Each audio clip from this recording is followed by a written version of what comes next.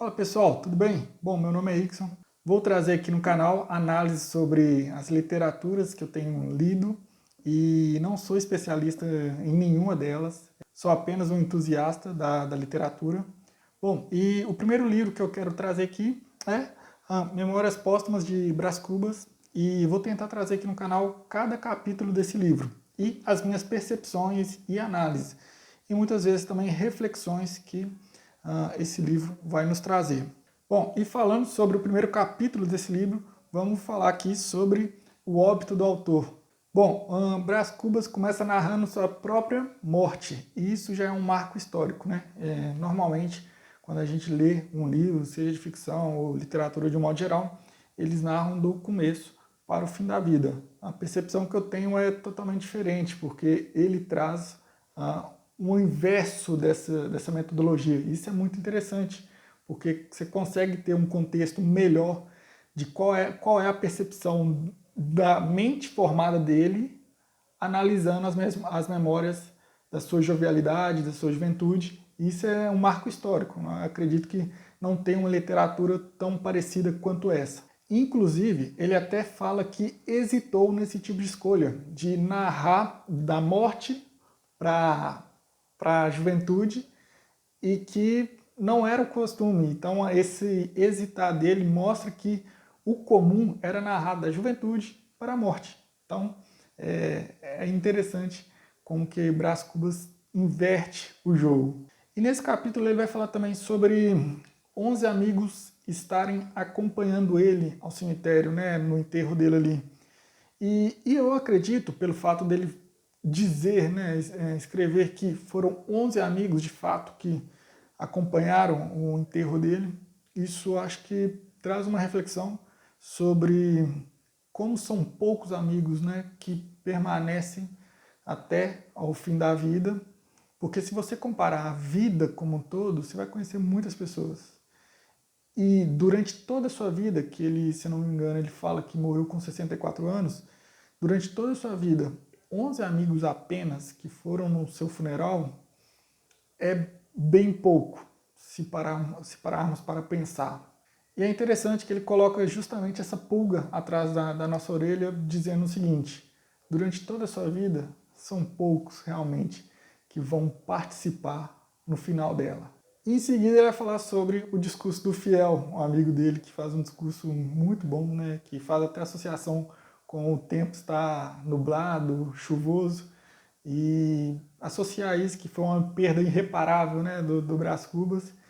E em seguida até brinca que a apólice que ele deixou para o amigo dele, ele fez bem em deixar essa apólice para ele.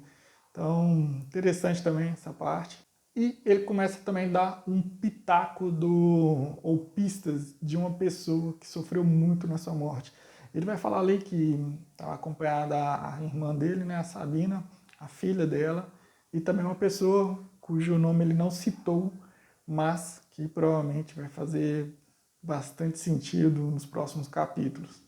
E ele colocou também essa pitadinha de mistério que vai desenrolar nos próximos capítulos. E eu gosto também como o Machado de Assis ele é fantástico, né? Obviamente que é um clássico isso, mas como que ele consegue brincar com a literatura? Só nesse capítulo ele citou Shakespeare, a Pentateuco, que é questão teológica, e como que ele brinca assim com a narrativa. E ele traz uma reflexão interessante. Ele falou assim: na morte, parafraseando aqui, na morte se esvai toda a mobilidade física, que é óbvio, mas também a moral. Isso é muito interessante, porque na morte cessa tudo.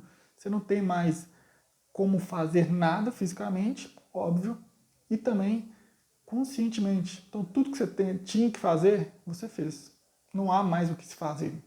Então, são coisas que, se pegarmos ali e destrinchar um pouco o texto dele, causa uma reflexão profunda na gente. E por fim, ele vai falar ali sobre que ele morreu de pneumonia, mas depois ele vai logo em seguida falar: se ele falasse que não foi de pneumonia, mas sim de uma grande ideia, nós, leitores, não acreditaríamos. E isso vai fazer muito sentido lá na frente, que ele vai explicar um pouco, né, sobre o delírio que ele tinha, ou teve, né, e é interessante. Então, assim, ele vai colocando pistas aqui no primeiro capítulo que torna a narrativa fantástica. Bom, esse foi a minha primeira análise aqui do primeiro capítulo do livro. Espero dar continuidade com esse tipo de conteúdo aqui no canal. É um pouco diferente da minha área, sou contador de origem, né? Sou formado em ciências contábeis, mas eu sou um amante, um entusiasta da literatura clássica, e não só da clássica, né? A literatura de modo geral. Então vou trazendo aqui no canal e também dou total liberdade para quem quiser comentar as percepções do capítulo, o que achou, comentar aqui para a gente gerar um debate saudável e edificante, tá?